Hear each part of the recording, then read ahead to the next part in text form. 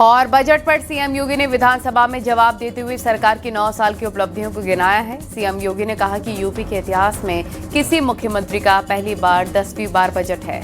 CM योगी ने शिक्षा मित्रों के मानदेय बढ़ाने का भी ऐलान किया है। शिक्षा मित्रों को अब 18,000 रुपए हर महीने मानदेय मिलेंगे और इस दौरान सीएम योगी ने विपक्ष के नेताओं पर भी तंज कसा। आपको रिपोर्ट में दिखाते हैं।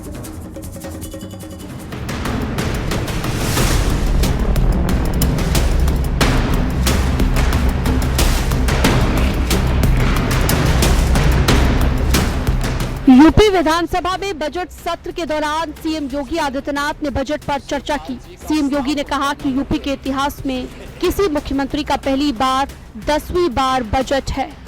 ये ऐतिहासिक बजट है और ये बजट हमारे लिए बहुत महत्वपूर्ण इसलिए भी है कि उत्तर प्रदेश के इतिहास में किसी मुख्यमंत्री को 10वां बजट प्रस्तुत करने का अवसर प्राप्त हुआ। ये पहली बार हुआ है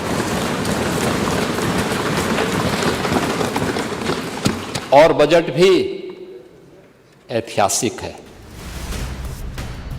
इस मौके पर सीएम योगी ने कहा कि 2017 से पहले यूपी बीमारू राज्य था, लेकिन बॉटम 3 से अब टॉप 3 प्रदेशों में शामिल हो चुका है। 8, साढ़े 8, 9 वर्षों के दौरान उत्तर प्रदेश के अंदर जो परिवर्तन आया है, बॉटम 3 से टॉप 3 राज्यों में उत्तर प्रदेश को पहुंचाने का काम इसी डबल इंजन सरकार ने किया है। टॉप 3 राज्यों में। इस मौके पर सीएम योगी आदित्यनाथ ने शिक्षा मित्रों को लेकर बड़ा ऐलान किया। सीएम योगी ने बताया कि शिक्षा मित्रों का मानदेय बढ़ाकर 18,000 किया गया है। आप तो बढ़ाए भी नहीं, जो भारत सरकार देती थी वही 3,000 था। लेकिन आज हम इस बात को यहां घोषणा कर रहे हैं कि अब अप्रैल से हम शिक्षा मित्रों को 18,000 रुपया देंगे।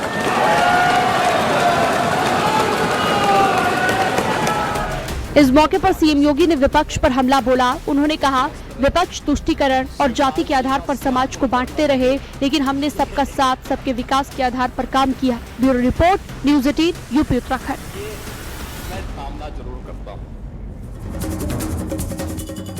और सीएम ने डिजिटल एंटरप्रेन्योर योजना की घोषणा कर दी है। उन्होंने कहा है कि इसके तहत गांव में 8,000 डिजिटल उद्यमी स्थापित करेंगे।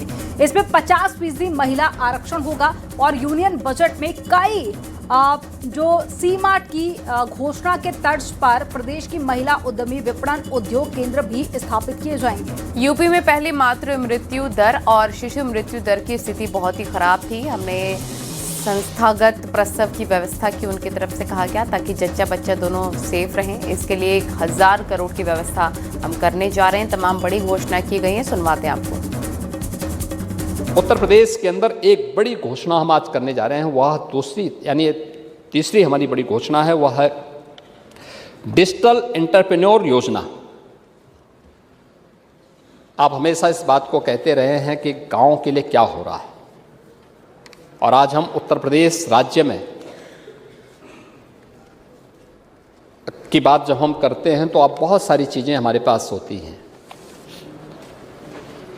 8,000 हमारी न्याय पंचायतें हैं और गाँव में इन 8,000 न्याय पंचायतों को जोड़ने के लिए कभी गाँव की जो ग्राम स्वराज का मॉडल था वो अपने आप में एक बहुत सेल्फ सफिशिएंट मॉडल था, बहुत अच्छा मॉडल हुआ करता था, आत्मनिर्भरता के लक्ष्य को प्राप्त करता था। हम लोग 8,000 न्याय पंचायतों में डिजिटल उद्यमी स्थापित करेंगे, उनका चयन करेंगे और ये 8,000 डिजिटल उद्यमियों में से 50% केवल वहाँ की उसी क्षेत्र, उसी न्याय पंचायत की कोई बेटी या बहू होगी।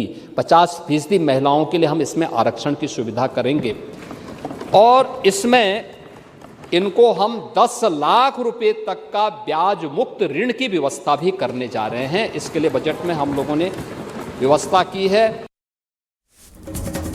दिल्ली के भारत मंडपम में आयोजित एआई समिट के दौरान यूथ कांग्रेस कार्यकर्ताओं ने सुरक्षा तोड़कर प्रवेश किया और शर्ट उतारकर पीएम मोदी को लेकर नारेबाजी की। इस घटना ने आयोजन स्थल की सुरक्षा पर कई सवाल खड़े कर दिए। वहीं सीएम योगी ने इस प्रदर्शन को लेकर कड़ा ऐतराज जताया। उन्होंने कहा कि पीएम मोदी के विरोध की सनक में कांग्रेस अब देश का विरोध करने लगी है। आपको इस रिपोर्ट में दिखाते हैं।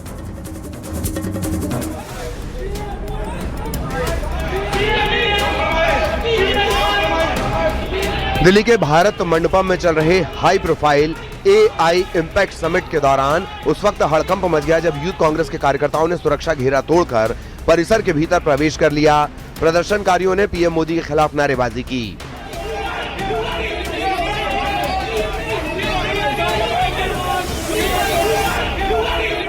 देखिए, बीजेपी से हम ज्यादा उम्मीद कर नहीं सकते हैं। राहुल जी के ऊपर कोई FIR भी नहीं हुई थी और 12 साल तक ईडी का केस चला, लगातार उनको हरास करने की कोशिश की, लेकिन वो देश की आवाज उठा रहे थे, इसलिए बीजेपी ने किया।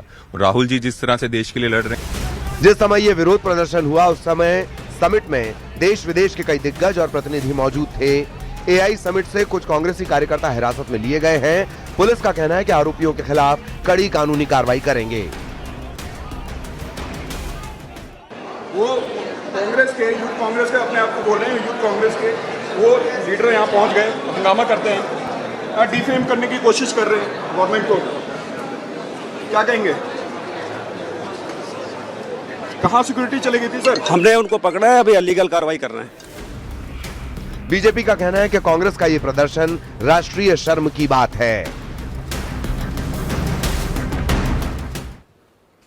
राजनीति होती है, आरोप प्रत्यारोप होते हैं, लेकिन हम देश की कीमत पर सौदेबाजी करें, देश की छवि के साथ खिलवाड़ करें, जहां 100 से अधिक देशों के लोग भागीदार बन रहे हो, वहां पर इस प्रकार के उत्पात मचा करके अराजकता फैलाने का प्रयास असह्य है।